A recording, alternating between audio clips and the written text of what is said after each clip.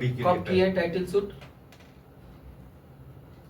पहले तो इनको 2020 में संसद से निष्कासित किए। अच्छा, 2020 में? हाँ, दिसंबर में। अच्छा, ठीक है।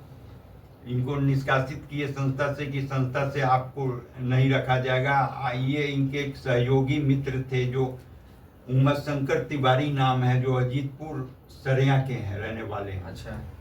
उनको ये कोषाध्यक्ष बनाए थे। वो भी हिसाब किताब नहीं दे रहे थे।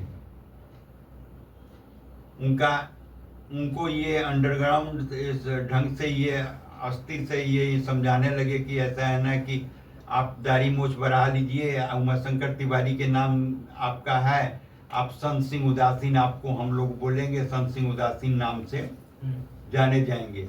अब उनको भी ये साथ में रखने लगे। वो दाढ़ी मूछ बढ़ा लिए थे और सिर पर पगड़ी रखने लगे थे। उसके बाद में इन दोनों पर हम केस किए, पैसा रिकवरी के लिए, और गलत इनका ये था जिसको लेकर के परेशानी हुई। संस्था से इनको 3 लेटर दिए। 3 के बाद में इन्होंने ना मीटिंग में आते थे और ना ही कोई ऐसा बात करते थे, क्योंकि इनको पता लग गया था कि हम अब संस्था से निष्कासित हो चुके हैं। उसके बाद में ये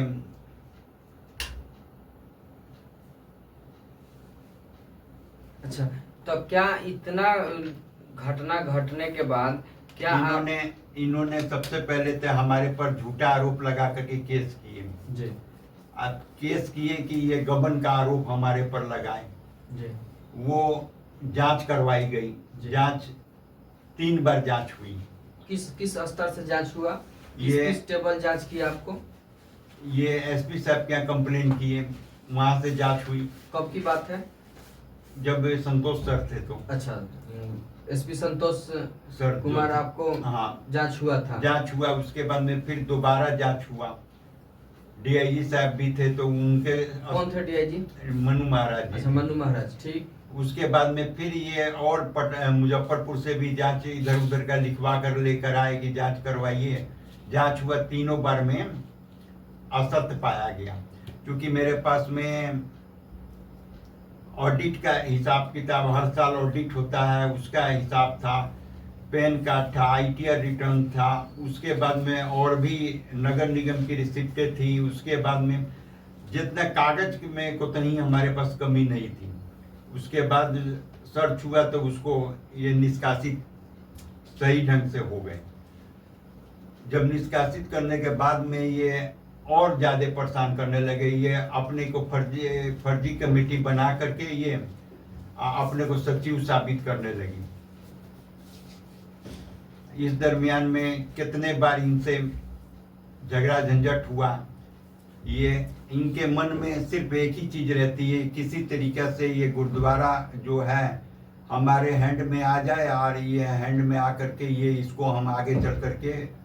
अच्छा, इस गुरुद्वारा में कब से आप लोग रह रहे हैं?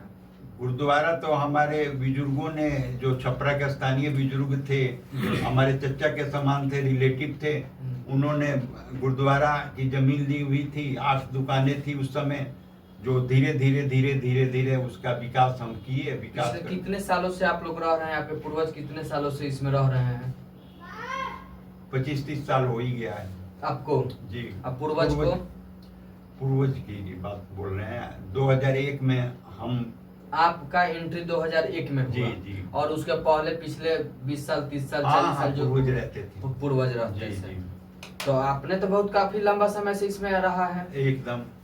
आपके पूर्वज भी बहुत काफी लंबे समय से रहे। बिल्कुल सही। और इनका एंट्री हो रहा है 2000 में अध्यक्ष पद बनने 2016 में। 16 में। और 2016 में और फर्जी डॉक्यूमेंट तैयार किए। फर्जी डॉक्यूमेंट तैयार कर करके ये अपना बतलाने लगे कि अब हम ये फलना नॉर्थ बिहार के अध्यक्ष हो गए हैं। फर्जी तरीका से ये झूठ बोल करके गुरुद्वारों के नाम पर पैसा लेते गए हमसे।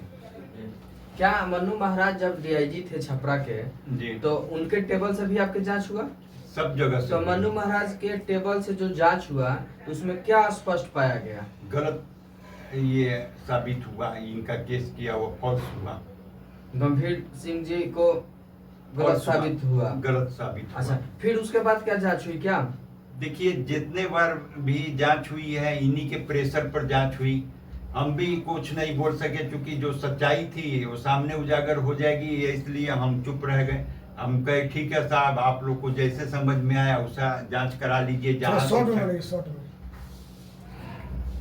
कर देंगे। अब समस्या ये हो रही है। मकसद आप पूछिए क्या कहना चाहते हैं और क्या क्या उजागर करना चाहते हैं, इनसे लीजिए 2 मिनट का, और उसके बाद इनका भी हम लोग काट देंगे हाँ, उसको। ना तो बहुत लंबा हो जाता है। बीच बीच में हम लोग जो होगा ना हम लोग काट लेंगे। इसको ओके कीजिए। अब इसके बाद क्या सवाल रहेगा? चलिए। तो अभी ओके, तो अभी प्रशासन से आप क्या मदद मांगना चाह रहे हैं? प्रशासन से देखा जाए कि ऐसा है ना कि ये पटना के जो तख्त हरमंदिर